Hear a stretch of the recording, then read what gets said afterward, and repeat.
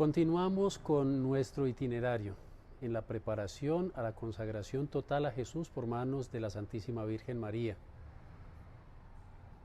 El tema que nos convoca hoy es la caridad, tema número 7 de nuestro itinerario.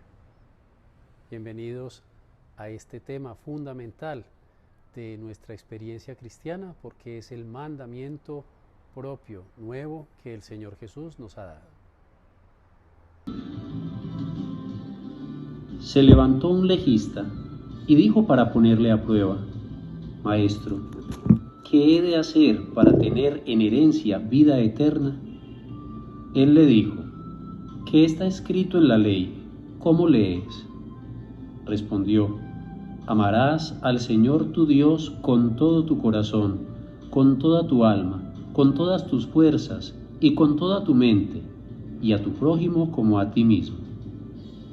Díjole entonces: bien, has respondido bien, haz eso y vivirás. Pero él, queriendo justificarse, dijo a Jesús: ¿y quién es mi prójimo? Jesús respondió: bajaba un hombre de Jerusalén a Jericó, y cayó en manos de salteadores, que después de despojarle y golpearle, se fueron dejándole medio muerto. Casualmente bajaba por aquel camino un sacerdote, y al verle dio un rodeo. De igual modo un levita que pasaba por aquel sitio le vio y dio un rodeo. Pero un samaritano que iba de camino junto a él, y al verle tuvo compasión, y acercándose vendó sus heridas, echando en ellas aceite y vino, y montándole sobre su propia cabalgadura, le llevó a una posada y cuidó de él. Al día siguiente, sacando 2 denarios, se los dio al posadero y dijo: cuida de él, y si gasta algo más, te lo pagaré cuando vuelva. ¿Quién de estos 3 te parece que fue prójimo del que cayó en manos de los salteadores? Él dijo: el que practicó la misericordia con él. Díjole Jesús: vete, haz tú lo mismo.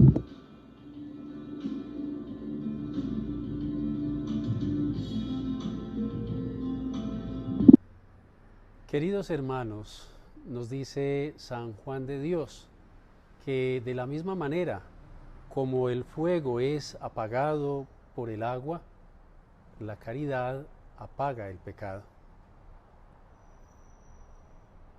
Este tema de la caridad no es solamente un elemento más de doctrina, es fundamental, porque el mismo Dios se identifica con la caridad, con el amor. La expresión Dios es amor aparece como la gran revelación desde Jesús para con nosotros, desde la experiencia misma de Jesús. Él es la fuente de esta experiencia del amor. Jesús es el intérprete de la caridad según Dios. Es aquel que nos demuestra la medida, el origen, la finalidad de esta que es virtud teologal, porque viene de Dios. Hoy en este tema vamos entonces a profundizar a partir del Evangelio que hemos escuchado, de Lucas capítulo 10 versículos 25 al 37, que precisamente nos narra a Jesús expresando con una parábola la manera de vivir la caridad, la manera como nosotros somos caridad, la manera como nosotros realizamos la voluntad de Dios en el ejercicio de la caridad, en el amor al prójimo. Él es el intérprete, Él es el que nos ordena, porque es Él mismo el que ha experimentado y vivido la caridad para con nosotros y nos la ha enseñado para vivirla, para experimentarla con nuestros hermanos. Jesús, a través de esta parábola, nos va mostrando que pasamos de solamente una definición, una experiencia quizás humana, a una experiencia de Dios. No se trata solamente de entender qué es el prójimo, de entender quizás quién es el prójimo. Se trata precisamente de ser prójimo para aquellos que más lo necesitan, y allí es donde radica la caridad, el amor. Esa es la gran enseñanza de Jesús. Hoy estamos nosotros invitados también a pensar y a meditar y a preguntarnos, ¿soy prójimo para los demás? La pregunta de Jesús al final de este evangelio: ¿quién crees que se comportó como prójimo para esta persona? Y ciertamente aquel que tuvo compasión, aquel que pudo tener los sentimientos de Dios. El amor es lo que más nos asemeja a Dios. El amor es el distintivo de los cristianos, por eso es el mandamiento nuevo que Jesús nos da. Les doy un mandamiento nuevo, que se amen los unos a los otros como yo los he amado, de la manera como Jesús nos ha amado. Esa es la medida del amor. Esa es la medida que hoy tenemos nosotros para vivir, para experimentar, para proporcionar a nuestros hermanos. Las personas no deben ser para nosotros un obstáculo, ni siquiera deben ser un medio. Son la finalidad del amor, porque son la finalidad de Jesús obrando a través de nosotros. Meditando este evangelio, identifiquémonos no solamente con los personajes que quizás dan un rodeo, no solamente con quizás el buen samaritano. Identifiquémonos con aquel que recibe la misericordia, que recibe la compasión, y también identifiquémonos con Jesús cuando pregunta: ¿fuiste prójimo para los demás? Cuando nos pregunta, cuando podemos enseñar también a la familia, a los hijos, a las personas con quienes convivimos: ¿realmente eres prójimo? Podemos ser realmente prójimo viviendo en comunidad, y esa es la principal invitación. Es lo que nos enseñan las obras de misericordia.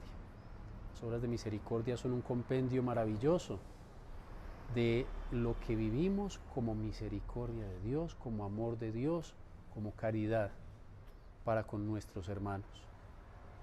Y es bueno hacer un recuento de las obras de misericordia. 14 obras de misericordia, corporales y espirituales. Las obras de misericordia corporales en su mayoría están tomadas de la lista hecha por Jesús cuando describe el juicio final de los tiempos. Te preguntarán, ¿sí?